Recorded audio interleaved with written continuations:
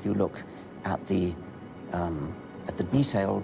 details of biochemistry, molecular biology, you might find a signature of some sort of designer.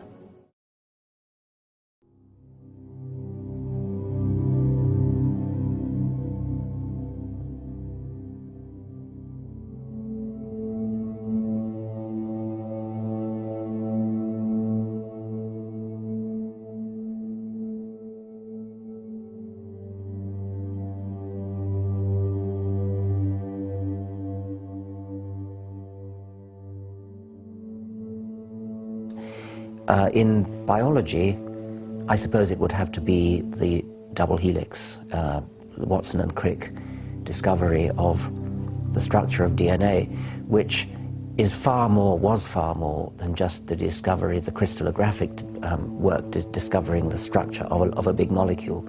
Because what that led up to was a major revolution in which much of biology became a sort of branch of information technology.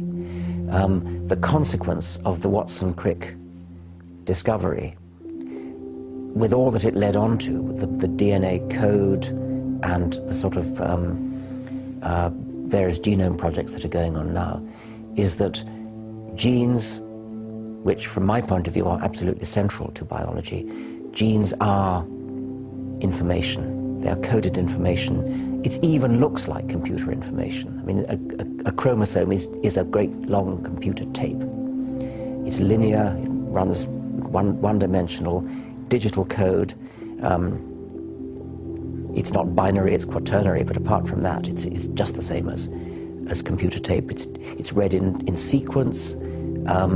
It's copied and pasted from one part of the organism to another in just the same way as a computer programmer would copy and paste. So biology has turned into computer science. Whereas we thought that only a minority of the genome was doing something, namely that minority which actually codes for protein.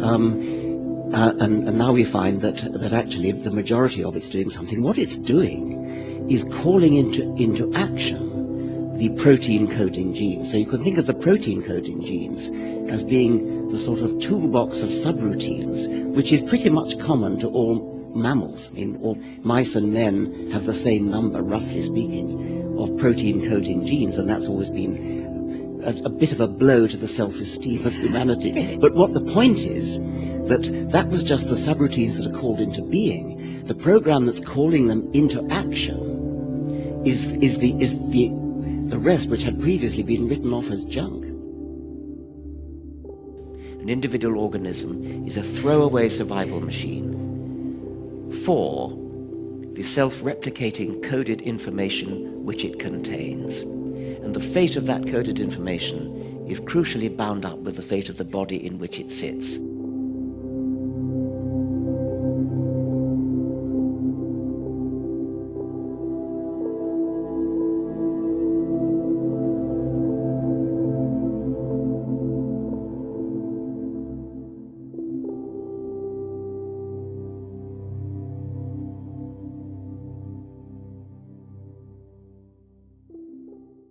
The origin of life, the chemical circumstances that gave rise to the first self-replicating molecule, the first proto-gene.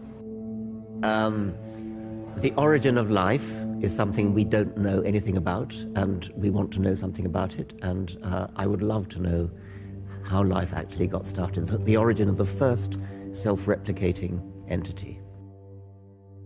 Nobody knows how it started. We know the kind of event that it must have been. We know the sort of event that must have happened for the origin of life. And what was that? It was the origin of the first self-replicating molecule. Right, and how did that happen? I told you we don't know. So you have no idea how it started? No, nor has anybody. Nor has anyone else. Can you give an example of a genetic mutation or an evolutionary process which can be seen to increase the information in the genome?